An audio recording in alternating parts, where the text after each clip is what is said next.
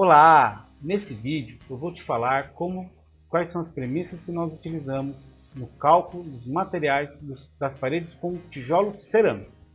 Lembrando, nesse vídeo eu não vou te explicar como preencher a planilha, e sim eu vou te mostrar quais são as premissas que nós utilizamos nesses cálculos. Ou seja, aqui você vai entender como que a gente está utilizando de premissas em cada cálculo de cada etapa.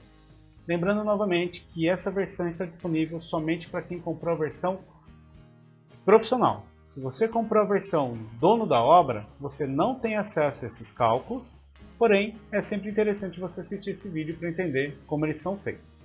Então vamos lá, tijolo cerâmico. Como que a gente calcula esse caso? Tijolo cerâmico a gente parte do seguinte, a gente tem a área da parede, subtrai a área das portas e janelas e tem a área líquida. E com base nessa área, a gente divide pela área de cada tijolo. Cada medida de tijolo tem um rendimento de quantidade de peças por metro quadrado. E com base nisso, a gente sabe então a quantidade de tijolos necessárias para cada metro quadrado que a gente vai construir. E a argamassa? A argamassa também tem um cálculo super simples. Primeiro, a gente calcula qual que é o volume de argamassa. Quanto que a gente vai usar de argamassa para fazer essa parede. E aqui a gente também tem uma premissa então de quanto que é o consumo de argamassa para cada tamanho de tijolo. E aqui então a gente coloca qual que vai ser o meu rendimento da argamassa por metro cúbico em relação ao metro quadrado. E aqui com isso eu consigo calcular o meu volume de argamassa necessário. Com base nisso eu tenho também as opções de qual que é o consumo de argamassa conforme o traço do concreto, da argamassa, desculpa, entre cimento, cal e areia. E eu também tenho aqui qual que é o consumo de argamassa quando eu tenho o aditivo.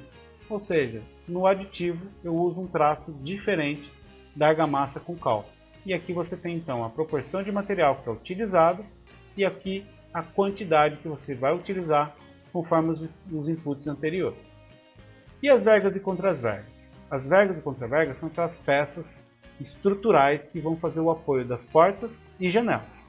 Aqui nós utilizamos como medida a largura das portas e janelas que você informou lá na sheet portas e janelas. Então aqui a gente tem quais são as larguras, com base nelas a gente coloca um percentual de qual que é o percentual de sobra. Aqui a gente colocou 40% de sobra, ou seja, a nossa verga e contraverga vai ter 40% a mais de largura do que as nossas portas e janelas.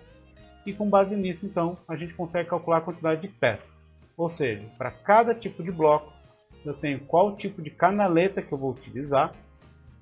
E aqui eu tenho o rendimento dessa canaleta para aquele bloco. E aqui eu tenho então a quantidade que eu vou usar de cada uma delas. Então aqui você pode ter essa tabelinha, multiplicando aqui pelo rendimento, você chega na quantidade de peças. E o que você pode variar aqui? A gente parte da premissa que cada verga e contraverga terá 4 barras de aço. Porém, em algumas obras você pode ter mais ou menos. Se você tiver 3, você muda aqui, ele já atualiza o cálculo. 2, 4 e assim por diante. E aqui você também pode informar qual que é o tamanho da barra de aço que você vai utilizar. Qual que é o tamanho da barra de aço que você vai comprar para fazer as vergas e contravergas. Legal? Simples assim.